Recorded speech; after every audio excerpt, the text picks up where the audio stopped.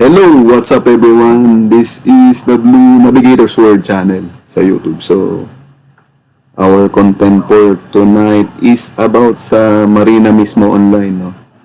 So, gaano katagal once na bayaran nyo na for payment, ano na kayo, no?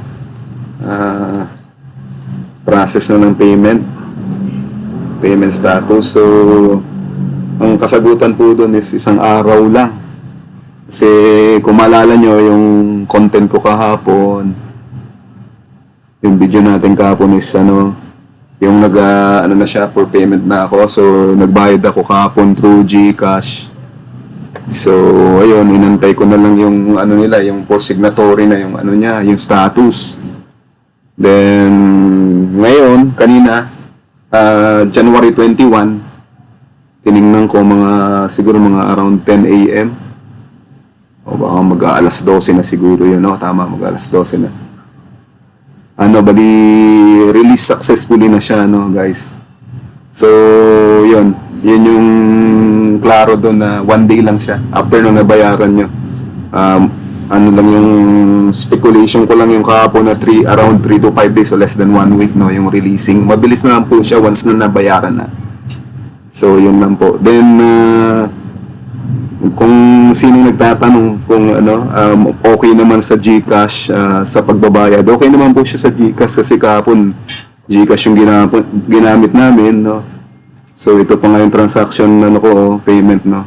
So dalawang COP yung tinransact ko sa Marina mismo ko. So 260 yung total nun.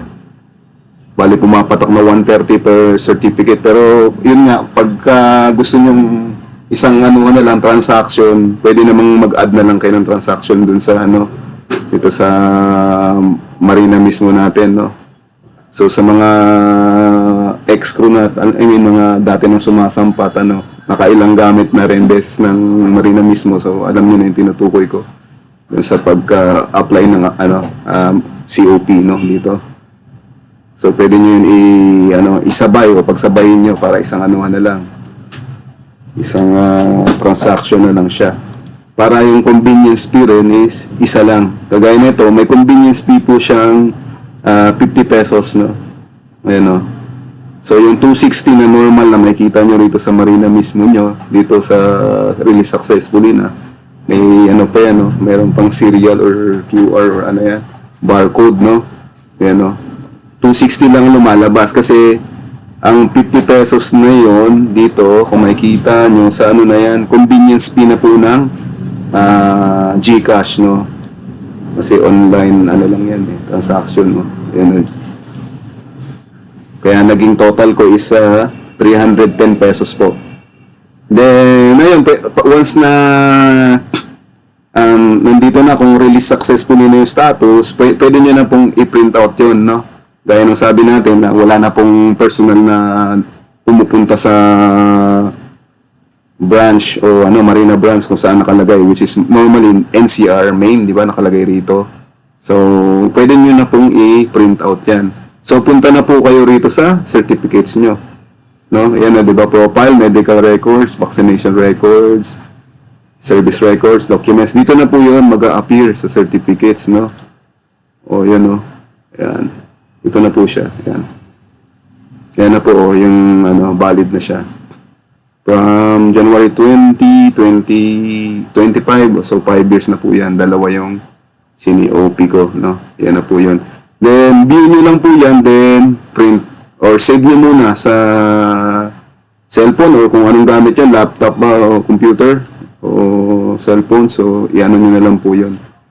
I-save nyo na lang po. Then, print out, no? So, mag-usap na lang po kaya. So, blanco pa doon yung signature ng seafarer, no? Kung kayo. So, kailangan nyo yun pirmahan, no? Sign nyo lang po. Yun lang yung content natin ngayon, no? Hindi ko na po patatagalin. So, sa mga katanungan, magtanong lang po kayo sa comment section. Kung nakatulong naman sa inyo to, paki-like, share nyo na rin sa mga kabaro natin at para sila'y matulungan din at madalian na sa pagpapile dito sa Marina mismo online, no? Then, subscribe nyo na rin para suporta sa channel natin, no? So, yun lang po ngayon, guys, no? Once again, this is the Blue Navigators World Channel. Until the next video, stay safe, God bless, bye-bye.